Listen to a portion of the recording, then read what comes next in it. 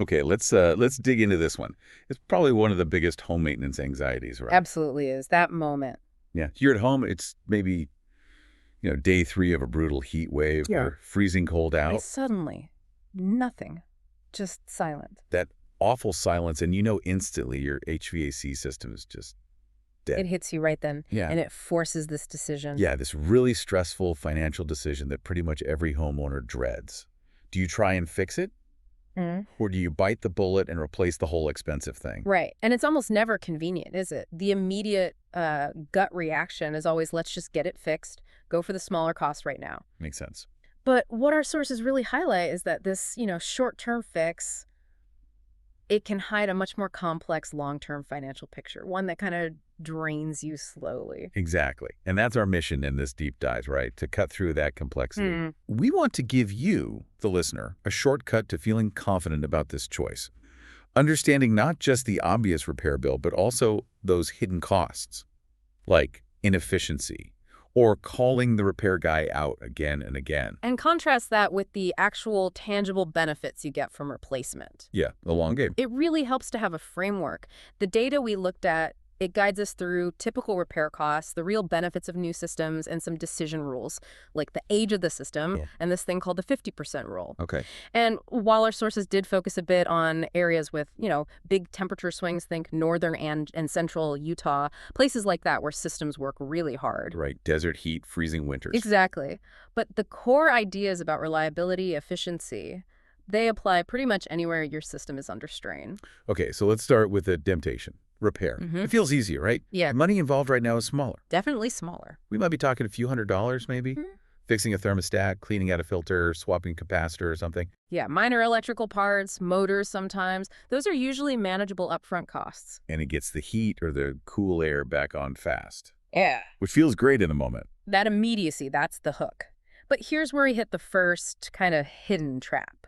The way costs add up. Yeah. Minor repair is fine, but what if it's a major fix, like a big refrigerant leak or the compressor itself goes out? Oof, yeah.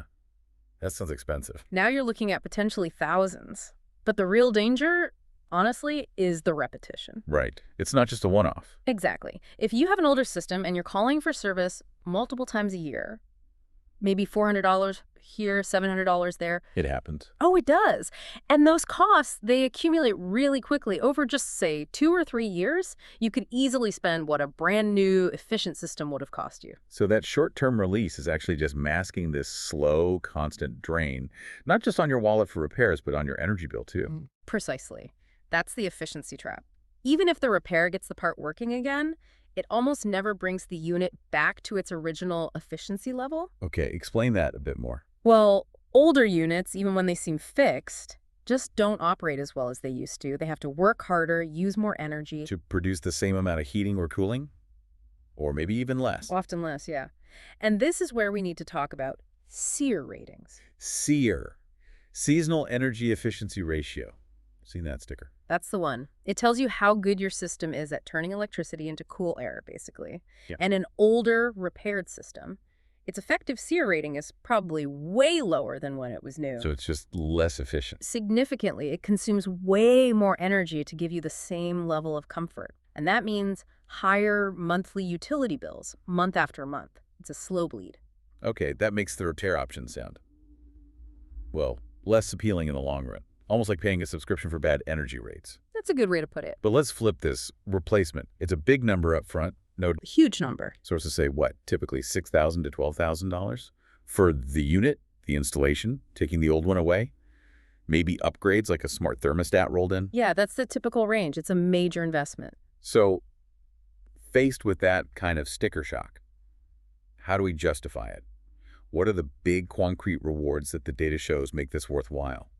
That sticker shock is real. It's why people hesitate. But if you look at the bigger financial picture, the long-term rewards are really substantial. And importantly, they're pretty predictable. Okay, lay them out for us. What's number one? Number one, energy savings. Plain and simple. Modern systems, the high-efficiency ones, they are just dramatically better than units from 10, 15 years ago. Like how much better? Replacing an old clunker with a new efficient model, can cut your heating and cooling costs by, say, 15% to 30%, sometimes more. Wow, 15 to 30%. Yeah, and when you add that up month after month, year after year, that initial investment starts paying itself back a lot faster than most people think. Okay, energy savings, that's tangible.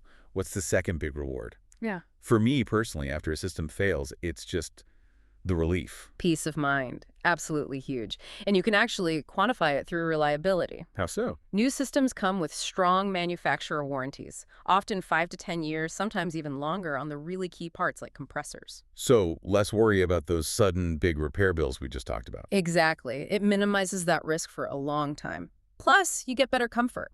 Newer systems often mean better humidity control, they run quieter, maybe even improve your indoor air quality. Right, so it's like insurance against future disasters, plus better living quality. And the third reward, that ties into the house itself, right? Correct. Home value. A new HVAC system isn't just maintenance, it's seen as a significant upgrade. Like a new roof or updated kitchen. To potential buyers, yes. It signals the home is well maintained and it's one less major expense they have to worry about inheriting right after they buy. It definitely adds to your home's resale value. It becomes an asset, not just a sunk cost. Okay, this really brings us to the core challenge then. How do you, the listener, move from that moment of panic it's broken to a calm, rational decision?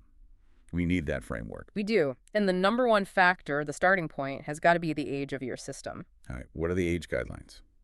The data gives us pretty clear benchmarks. If your system is under, say, 10 years old, repair is usually the smarter move, especially for smaller issues. Okay, under 10, lean towards repair. Then you hit this middle ground, maybe 10 to 15 years old. Here it's less clear-cut. You really need to look closely at its repair history and the type of problem. The gray zone. Exactly. But once your system gets beyond 15 years old, replacement almost always gives you better long-term value. The wear and tear, the inefficiency, it's just piled up too much by then. 15 years seems like a key threshold. It generally is for most standard furnaces and air conditioners. So age is the baseline. What's the hard money rule? You mentioned the 50% rule earlier. Yes, this is probably the most critical financial guideline. Simple rule. If the cost of the repair is more than half the cost of buying a completely new system, replacement is usually the wiser investment. Okay, give us an example. Sure. Let's say you get a quote for a $4,000 repair. Maybe it's that compressor again.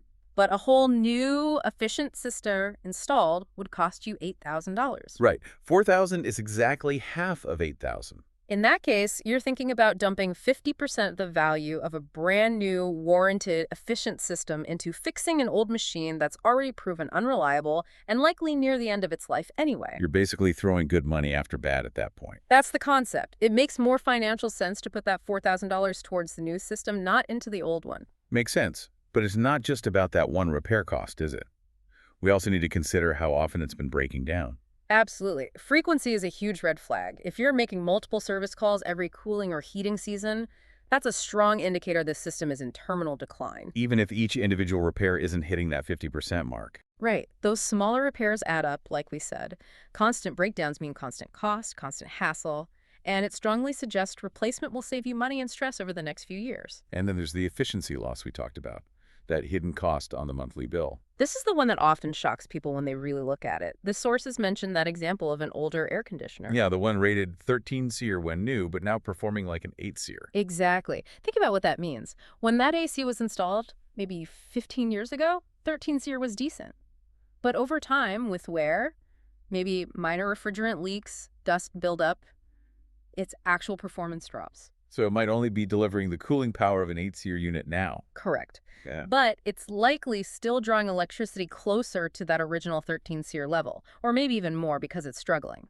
You're essentially paying for 13 units of cooling potential, but only getting 8 units of actual cool air. That difference. And that's just wasted energy, wasted money. Literally burning money just to, heat up the neighborhood around the condenser unit outside. It really highlights how much you might be overpaying every single month without realizing it. Wow. Okay, that really does put the cost of not replacing into perspective. So let's try and make this concrete for you, the listener.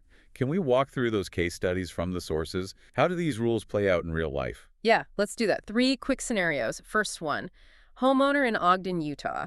They have a 10-year-old furnace. It needs a pretty simple sensor repair quoted at $350. Importantly, the system hasn't had any other major issues before. Okay, 10 years old, first real problem, low-cost repair. Right. Based on the age guideline, right at that 10-year mark, but not over, and the minor cost compared to replacement, the clear decision here is repair. It's likely a one-off fix on a unit that might still have several good years left. Okay, straightforward enough. Scenario 2. Let's bring in that frequency issue. Okay, this time, imagine a homeowner in Salt Lake City. Their heat pump is 12 years old. It needs a major compressor repair, quoted at $3,500. 12 years old. Yeah. Borderline age. $3,500. That's a significant cost. It is, and here's the key. This unit has already needed 2 other big, expensive repairs in just the last 2 years. There's the frequency. Exactly. The age is borderline, the repair cost is high, though maybe not quite 50% of replacement yet, but that pattern of failures, that pushes it over the edge. So the recommendation. Replacement. Investing $3,500 more into this unreliable unit is just asking for another breakdown soon. Replacing it saves future costs and headaches. Right. And the third scenario. This one brings age and the 50% rule together. Yes, this makes the decision pretty absolute. Homeowner in Davis County, maybe? The furnace is old, 18 years old. Okay, well past the 15-year mark. Way past it. And it needs a complex, expensive repair. A cracked heat exchanger. The quote for that repair is $5,000. $5,000 into an 18-year-old furnace. And a quote for a completely new, efficient furnace system is $9,500. Okay, let's do the math. $5,000 is more than half of $9,500. Correct. It hits over 52% of the replacement cost. So you have extreme age, and you've blown past the 50% rule. No brainer then. Absolutely. Replacement is clearly the smartest financial move. You get efficiency, reliability, warranty, everything. Okay, those examples really help illustrate the thinking. We've talked about how climates with big swings, like Utah's triple-digit summers and freezing winters, make reliability super important. Definitely puts extra strain on the equipment. So if replacement often becomes the logical long-term choice, especially for older systems, what can you do about that initial painful sticker shock? Are there ways to soften the blow? Yes, definitely. And everyone should look into this. Check for financial incentives first. Like rebates. Exactly. Utility companies often offer rebates for installing high-efficiency systems. State governments might have programs, and sometimes there are federal tax credits available too. Why do they offer those? Because high-efficiency units reduce overall energy demand, which is good for the grid and the environment. These incentives are designed specifically to encourage homeowners to upgrade, making it more affordable and shortening that payback period we talked about. So do your homework on rebates and credits. What if those don't cover the whole cost? Then look into financing options. Many reputable HVAC companies offer flexible financing plans. Like paying it off over time. Right. It lets you spread that big upfront cost into more manageable monthly payments. And think about this. If your new system is saving you, say, 25% on your energy bills each month, that monthly saving can often offset a big chunk, maybe even all, of the monthly financing payment. So it becomes much less painful financially month to month. That's a really good point. The savings help pay for the investment. Okay, so wrapping this up. Okay. What does this all mean for you, the listener, facing this decision? It means you now have a logical framework. Don't just react to the panic. Right. Take a breath. Yeah. Weigh the key factors. How old is the system? Yeah. Use that 15-year mark as a guide. Check the repair cost. Does it violate the 50% rule? Compare it to the full replacement cost. Factor in the frequency. Have you been calling for repairs over and over? That's a bad sign. And don't forget the hidden cost of inefficiency. How much extra are you paying on your energy bills right now because the old system is struggling? It really comes down to looking at the total long-term value, the reliability, the comfort, versus just getting that temporary relief from an immediate repair. Exactly. And building on that efficiency point, here's a final thought for you to consider. The U.S. Department of Energy keeps emphasizing how much energy high-efficiency HVAC systems save. Okay. So when you make the decision to upgrade your home system, especially replacing an old, inefficient one, it's not just a smart financial move for your household budget. What else is it? It actually helps reduce the peak demand strain on the entire regional power grid, especially during those extreme heat waves or cold snaps. I see. So my personal choice has a broader impact. It does. By making the economically sensible choice for your own home, getting lower bills, better comfort, more reliability, you're also inadvertently turning a stressful, expensive maintenance decision into something that provides a genuine environmental and community benefit by easing the load on our energy.